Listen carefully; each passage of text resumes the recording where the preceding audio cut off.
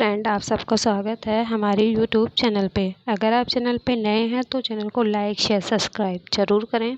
हम लोग UP DElEd second semester की प्रिपरेशन कर रहे हैं। आज हम लोग गणित के बहुविकल्पी प्रश्नों को सॉल्व करेंगे और जो कि आप लोग जानते हैं कि हम लोग पवन सीरीज से तैयारी कर रहे हैं। पवन सीरीज कंप्लीट होने के बाद हम लोग राजन सीरीज से करेंगे। तो आज हम लोग का जो फर्स्ट क्वेश्चन है, स्टार्ट करते हैं अपने फर्स्ट क्वेश्चन से। तो पहला क्वेश्चन है हम लोगों का कि यदि कोई संख्या यदि 2 या 2 से अधिक व्यंजकों को पूरा विभाजित करे तो उस व्यंजक को क्या कहा जाता है? अपवर्तक कहा जाता है, समापवर्तक, समापवर्त या अपवर्त। तो जो 2 या 2 से अधिक व्यंजकों को पूरा विभाजित कर दे उस संख्या को हम लोग क्या कहते हैं? समापवर्तक कहते हैं। क्या बोलते हैं? समापवर्तक। दूसरा क्वेश्चन हम लोग का कि 9, 12, 18 का लासा क्या होगा? अगर हम 9 का लासा निकालेंगे तो 3 × 3 9 हो जाएगा। अगर हम 12 का निकालेंगे तो 2 × 3 × 3 हो जाएगा। अगर हम लोग 18 का निकालेंगे, ये 9 का हो गया, ये 12 का, और अगर हम लोग 18 का निकालेंगे तो 2 × 3 × 3। अगर इनमें हम लोग कॉमन देखें तो हम लोग का एक कॉमन 2 हो गया, एक कॉमन 2 यहाँ पे हो गया। तो 2 कितनी बार है? 2 टाइम्स है। इसका जो लासा हो जाएगा उसका लासा 36 हो जाएगा। क्या हो जाएगा? 36। 2 × 2 3 × 3। हम लोग जब इसका एलसीएम निकालेंगे, लासा निकालेंगे तो कितना आ जाएगा? 36 हो जाएगा। 9 के अपवर्त क्या है? अगर 9 का अपवर्त पूछ रहा है तो हम लोग को इसके नेचुरल नंबर से इसको क्या करना है? मल्टीप्लाई करना है। अगर हम 9 की टेबल पढ़ें, मल्टीप्लाई पढ़ें नेचुरल नंबर से तो 9 × 1 = 9, 9 × 2 = 18, 9 × 3 = 27, 9 × 4 = 36। तो 9 क्या हो गया हम लोग का? 9 के अपवर्त क्या हो गए? 9, 18, 27, 36। 9 का जो अपवर्त 3, 6, 9, 12 ये तो होगा नहीं। क्वेश्चन नंबर 4 हम लोग पढ़ते हैं कि सबसे छोटी प्राकृतिक संख्या क्या है? सबसे छोटी प्राकृतिक संख्या हम लोग की क्या हो जाती है? 1, क्योंकि नेचुरल नंबर हम लोग स्टार्ट कहाँ से करते हैं? 1 से करते हैं। 1, 2, 3, 4, 5 ऐसे ही हम लोग स्टार्ट करते हैं। सबसे छोटी पूर्ण संख्या क्या है? पूर्ण संख्या हम लोग कहाँ से लिखना स्टार्ट करते हैं? 0 से। तो 0 हम लोग का क्या हो जाएगा? पूर्ण संख्या हो जाएगा। 1 है, 1 जो है वो हम लोग का ना तो भाज्य ही है और ना क्या है? अभाज्य है। क्रमागत 2 पूर्णांक का अंतर क्या होता है? क्रमागत कोई भी 2 पूर्णांक है तो उन दोनों का जो अंतर हो जाएगा वो क्या हो जाएगा? 1 हो जाएगा।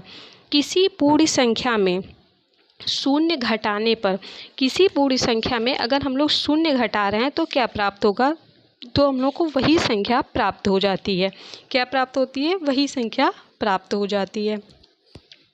प्राकृतिक संख्या है 2/3 है, ये क्या है? भिन्न में है। -5/6 ये भी क्या है? भिन्न है, लेकिन ये ऋणात्मक है।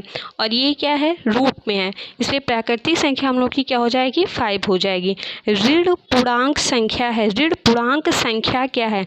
ये भिन्न है, भिन्न में ऋण है।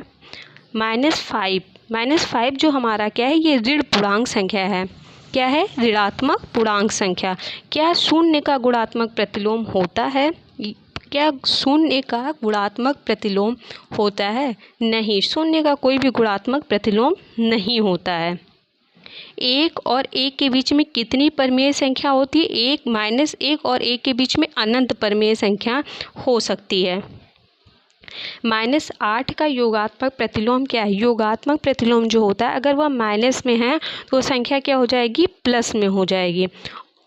योगात्मक प्रतिलोम में माइनस में संख्या प्लस में हो जाएगी। अगर गुणात्मक प्रतिलोम में क्या है? अगर ये संख्या -8 है, ये -8 है तो ये अपॉन में हो जाएगी। ये संख्या क्या हो जाएगी? 1/8 हो जाएगी। तो -8 का +8 होगा, इसमें कोई है नहीं इसलिए इनमें में से कोई नहीं। इसका क्या हो जाएगा? इनमें में से कोई नहीं। -16 है तो ये +16 आ जाएगा, इसलिए इसका भी इनमें में से कोई नहीं, क्योंकि ऑप्शन में कोई नहीं दिया गया है। जब 2 अनुपात समान हो तो उन्हीं में से एक संबंध को क्या? जब 2 अनुपात समान हो तो उसको हम लोग क्या बोलते हैं? समानुपात। क्या बोलते हैं? समान अनुपात बोलते हैं। अगर समान अनुपाती पदों में 20-30, अगर हम इसको देखें समान अनुपाती पद, तो जो ये बीच की संख्या होती है इसको हम लोग क्या बोलते हैं, मध्य पद। और जो ये बाहर की संख्या होती है इसको हम लोग बोलते हैं बाह्य पद। 20 और 90 बाह्य पद है, लेकिन 20 और 60 मध्य पद दिया है, तो ये तो होगा नहीं। 20-30 तो बाह्य पद है नहीं। 30 और 60 अगर हम लोग देखें तो 30 और 60 क्या दिया हुआ है, मध्य पद दिया गया हुआ है। 25, 75, 500 और 100 का समान अनुपाती नहीं है, तो जो इसका राइट आंसर हो जाएगा वह बी, क्योंकि बाह्य पदों गुणनफल मध्य पद के गुणनफल नहीं है। 6 और 54 क्या लिखा हुआ है, 6 और 54 मध्य अनुपाती है। 6 और 54 किसका मध्य अनुपाती है।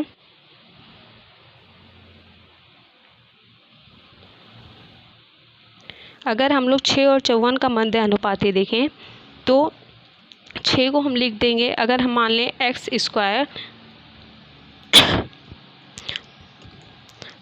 इसका मध्य अनुपाती निकालने के लिए हम लोग क्या करेंगे, 6 अनुपात एक्स समान अनुपात एक्स अनुपात 54, क्या कर लेंगे, x को हम लोग कॉमन कर लेंगे, एक्स स्क्वायर, क्योंकि x इधर भी है इधर भी है, इन दोनों को अगर हम एक साइड कर लेंगे तो ये एक्स स्क्वायर हो जाएगा और 6 × 54 हो जाएगा। एक्स स्क्वायर करेंगे और 6 का अगर हम लोग 54 से मल्टीप्लाई करेंगे तो 324 हो जाएगा। ये एक्स स्क्वायर है इसलिए ये भी रूट में हो जाएगा। अगर इसको रूट से बाहर करेंगे तो एक्स स्क्वायर क्या हो जाएगा, x = 18 क्या हो जाएगा, 18। तो 6 और 54 का मध्य अनुपात कितना हो जाएगा, 18 हो जाएगा। क्वेश्चन नंबर 19 क्या है हम लोग का, कि 5:5 समानुपात x अनुपात 45। तो इसमें क्या निकालना है, x की वैल्यू निकालनी है। क्या निकालनी है, x की वैल्यू निकालनी है। तो x × 5 = 5 × 45, 5 हम लोग का क्या हो जाएगा, कट जाएगा, और x = क्या हो जाएगा, 45। तो इसलिए इसका राइट आंसर क्या हो जाएगा, 45। 16 और 40 का तृतीय अनुपात है। 16 और 40 का जो तृतीय अनुपात हो जाएगा वो 100 हो जाएगा। क्या हो जाएगा, 100 हो जाएगा, क्योंकि तृतीय अनुपात निकालने का जो सूत्र है वो b² है। तो b² हम लोग का क्या हो जाएगा, 40 हो जाएगा, अपान में 16 हो जाएगा। इसको अगर हम लोग काटेंगे तो 4 चौक 16, 4 10, इसको अगर हम काटें पीटेंगे तो ये हो जाएगा हम लोग का 100 निकल के आएगा। आज की वीडियो पे इतना ही, आगे हम लोग कल करते हैं। अगर आप चैनल पे नए हैं तो चैनल को लाइक शेयर सब्सक्राइब ज़रूर करें। धन्यवाद।